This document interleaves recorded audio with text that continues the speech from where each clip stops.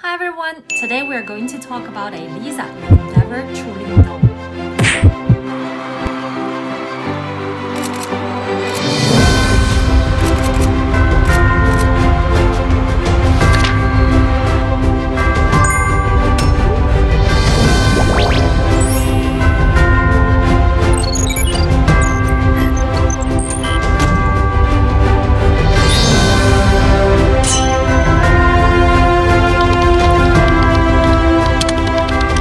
Welcome back to Hidden Lantern Chronicles. Born on March 27, 1997, in Buriram Province, Thailand.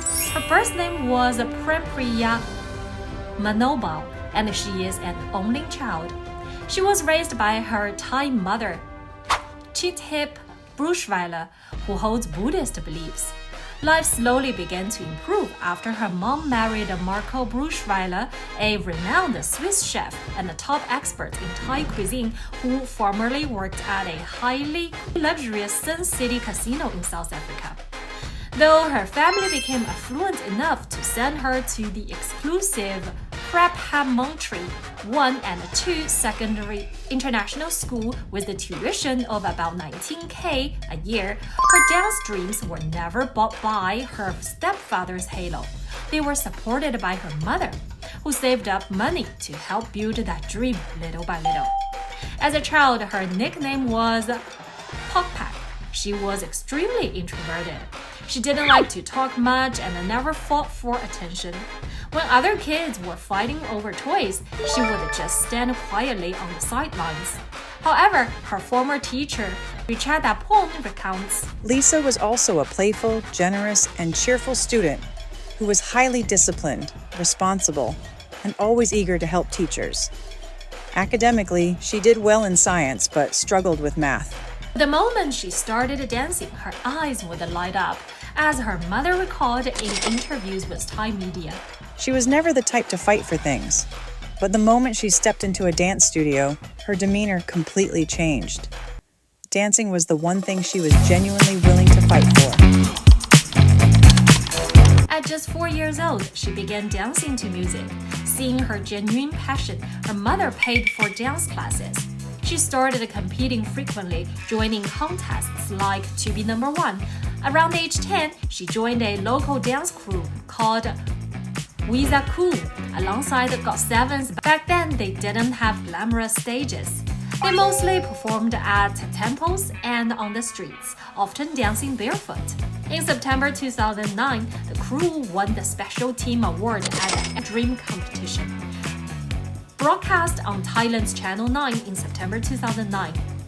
Beyond the dancing, she had a remarkable talent for singing, taking vocal lessons from coaches OP and Kong in Thailand.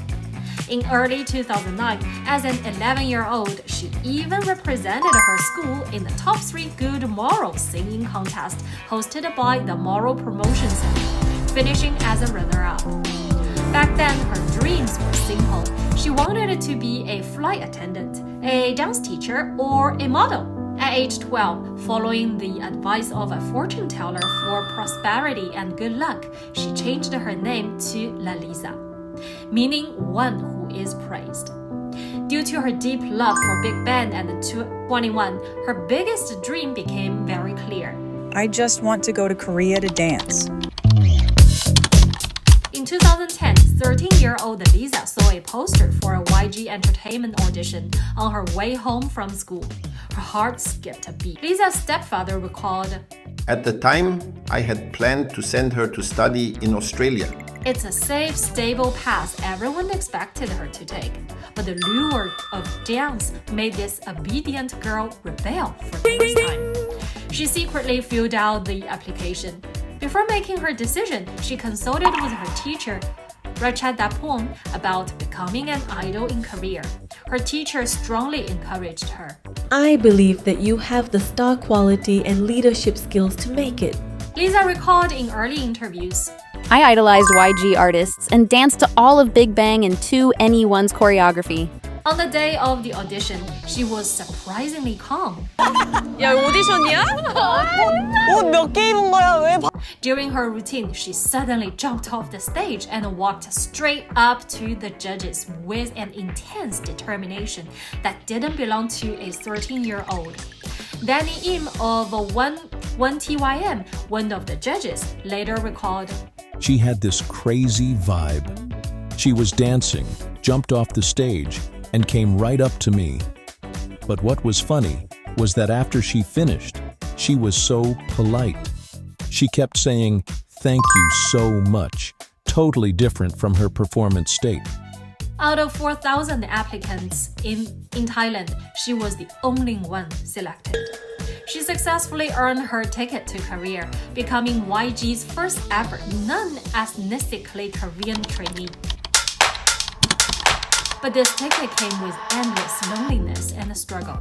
In 2011, at 14, she boarded a flight to Korea alone, officially joining YG on the dance. Bitch better have my money. Bring back 100, take 20 more minutes that I'm coming. I can fuck you long, go up, bitch, Her you luggage contained only a few clothes and a cheer-up note from her mom.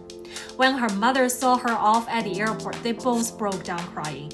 As Lisa shared while mentoring on Youth With You 2 in 2020. I can completely understand you. I was 14 when I went to Korea. I left home and went to an unfamiliar country.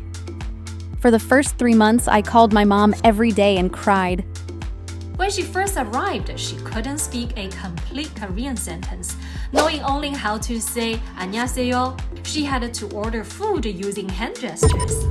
As revealed in the 2020 Netflix documentary BLACKPINK Light Up the Sky and her 2022 Rolling Stone interview, she felt like a total outsider. I'd call my mom and cry. I want to go back. She would say, just hold on for another year. Sometimes I'd just secretly cry in bed. Her Korean teacher's strict methods pushed her to the limit.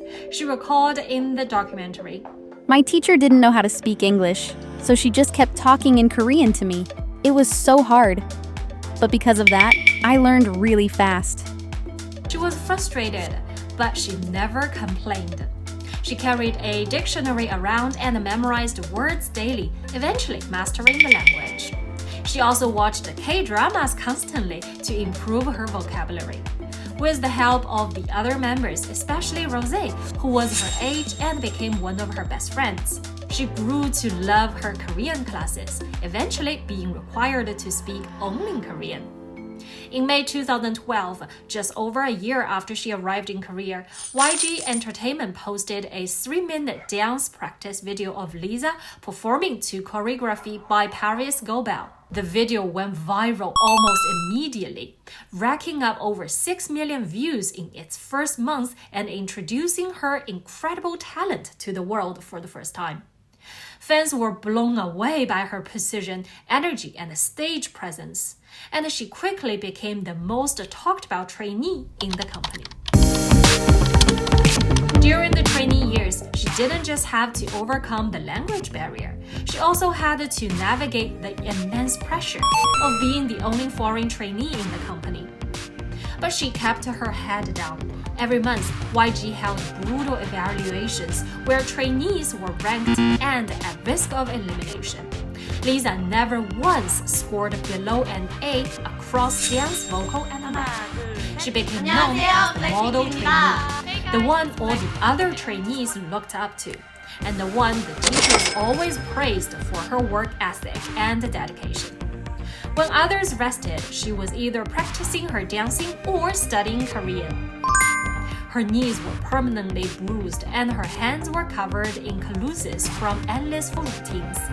She trained in both vocals and rap during her trainee days, eventually becoming the group's main dancer and lead rapper. But she actually formally began learning to rap only after becoming a trainee. Even before debut, her talent shone.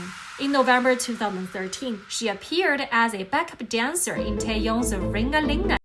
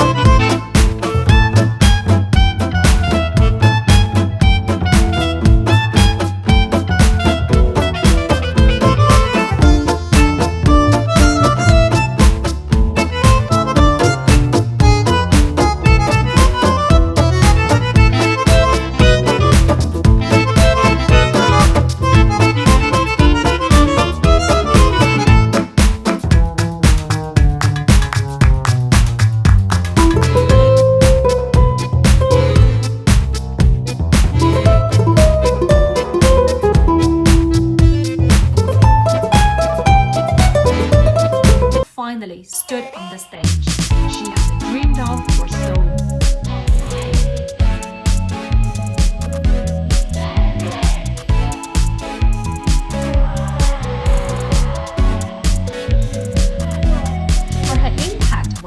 Beyond her own success.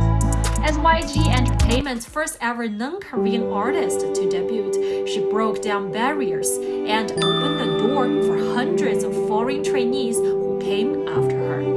Today, YG and other major K-pop companies actively recruit talents from all over the world, a shift that can be traced directly back to Lisa's groundbreaking success.